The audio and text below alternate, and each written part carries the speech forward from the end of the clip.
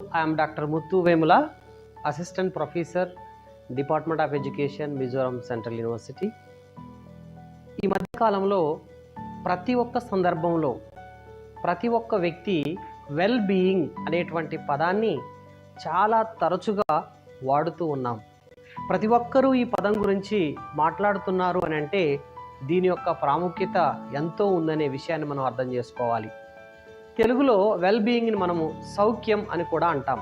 అయితే WHO world health organisation వారి definition ప్రకారము వెల్ బీయింగ్ అనేది శారీరక, మానసిక మరియు సామాజిక శ్రేయస్సు యొక్క కలయికగా మనం చెప్పవచ్చు.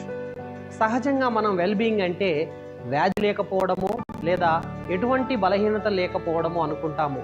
కానీ ఒక వ్యక్తి శారీరక అనగా physical well being, mental well being and social well being అనేది చాలా సమిష్టిగా ఉంటుంది.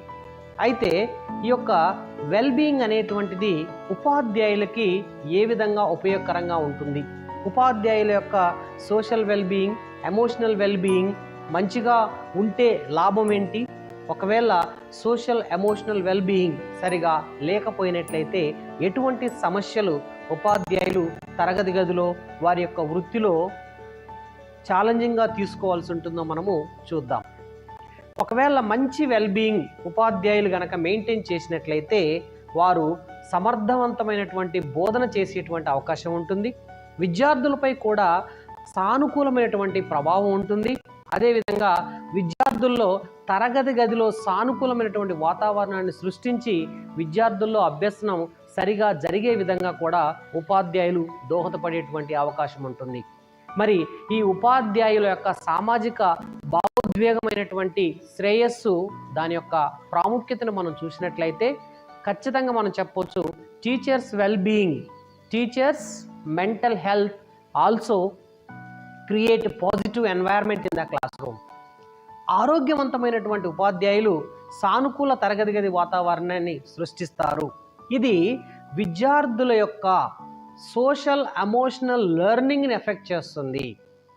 సో ఎప్పుడైతే ఉపాధ్యాయుడు సానుకూలమైనటువంటి మానసిక శారీరకమైనటువంటి దృక్పథాన్ని కలిగి ఉంటాడో అప్పుడు తరగతి గదిలో ఉపాధ్యాయుడు ఒక పాజిటివ్ వాతావరణాన్ని కూడా సృష్టించి విద్యార్థి అభ్యసనాన్ని ప్రభావితం చేసేటువంటి అవకాశం ఉంటుంది. అయితే ఈ యొక్క వెల్ బీయింగ్ని సపోర్ట్ చేసేటువంటి సైకలాజికల్ థియరీస్ కూడా ఉన్నాయి. అవి మనం చూసినట్లయితే ఇక్కడ మాస్లో సిద్ధాంతం మనందరికీ తెలిసిందే. బీఈడీలో ప్రతి విద్యార్థి చదువుకుంటాడు మాస్లో సిద్ధాంతం. సో సెల్ఫ్ డిటర్మినేషన్ థియరీ కూడా మనకు చూడొచ్చు. ఇక్కడ మనం స్వయం ప్రేరణ ఉపాధ్యాయుల్ని సానుకూలంగా మారుస్తుంది. సామాజిక అభ్యసన సిద్ధాంతం కూడా ఇక్కడ మనం చూసినట్లయితే ఉపాధ్యాయులు మాదిరిగా ఉండి విద్యార్థుల్లో సోషల్ ఎమోషనల్ లెర్నింగ్ని ప్రభావితం చేసేటువంటి అవకాశము ఉంటుంది. అయితే ఈ యొక్క వెల్ బీయింగ్ అనేది అంటే సోషల్ వెల్ బీయింగ్ ఏ విధంగా ఉపాధ్యాయుడికి దోహదపడుతుందనే విషయాన్ని మనం గమనించినట్లయితే సామాజిక సౌఖ్యం అనేది సంబంధాలు మరియు సమాజంతో సంబంధాన్ని మెరుగుపరుచుకునేటువంటి అవకాశం ఉంటుంది.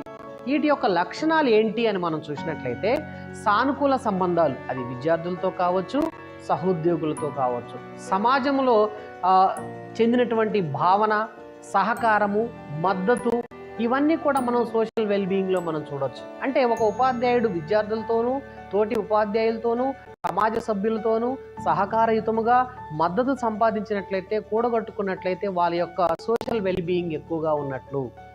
అయితే ఇక్కడ ఉపాధ్యాయులకి మనం ఉదాహరణగా చెప్తే విద్యార్థులతో బంధం ఎలా ఉంది, గ్రూప్ యాక్టివిటీస్లో ఎలా పార్టిసిపేట్ అవుతున్నారు అనే విషయాల ద్వారా కూడా వారి యొక్క సామాజిక వెల్బీయింగ్ ఎలా ఉందని తెలుసుకోవచ్చు. లేదా మనకి social wellbeing, emotional wellbeing tools ఉంటాయి. వాటి ద్వారా కూడా ఉపాధ్యాయుల యొక్క సోషల్ ఎమోషనల్ వెల్బీయింగ్ని మనము తెలుసుకొని వారికి దోహదం చేయవచ్చు. ఈ సామాజిక సౌఖ్యంని పెంపొందించుకోవడానికి ఏం చేయాలి, స్ట్రాటజీస్ అని చెప్పొచ్చు మనం. సో సహోద్యోగులతో బృంద కార్యక్రమాల్లో చురుకుగా పాల్గొనడం, గ్రూప్ యాక్టివిటీస్లో, అదేవిధంగా విద్యార్థులతో ఓపెన్ కమ్యూనికేషన్లో ఉంచే విధంగా చూడడం.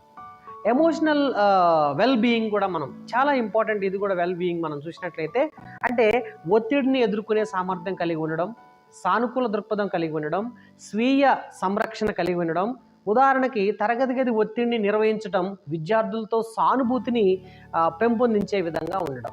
సో ఎప్పుడైతే ఉపాధ్యాయుడు ఎమోషనల్ వెల్బీయింగ్ బాగా ఉంటుందో వారి యొక్క ఆలోచనలు లేదా వారి యొక్క క్యారెక్టరైజేషన్ ఒత్తిడిని ఎదుర్కొనే విధంగా ఉంటుంది. సానుకూలంగా ఆలోచిస్తూ ఉంటారు, స్వీయ సంరక్షణని కలిగి ఉంటారు. అయితే దీన్ని ఎలా మనము పెంపొందించుకోవచ్చు? దీనికి మనం చిట్కాలు అని చెప్పవచ్చు, లేదా స్ట్రాటజీస్ అని కూడా చెప్పవచ్చు. ధ్యానం ద్వారా, లేదా శ్వాస వ్యాయామం పాటించడం ద్వారా, లేదా స్వీయ సంరక్షణకు చేయడం ద్వారా కూడా రోజువారీ ఒత్తిడిని తగ్గించుకొని చిన్న చిన్న అలవాట్ల ద్వారా వారి యొక్క సోషల్ అండ్ ఎమోషనల్ వెల్బీయింగ్ని చాలా మంచిగా కూడా అభివృద్ధి చేసుకోవచ్చు. Thank you.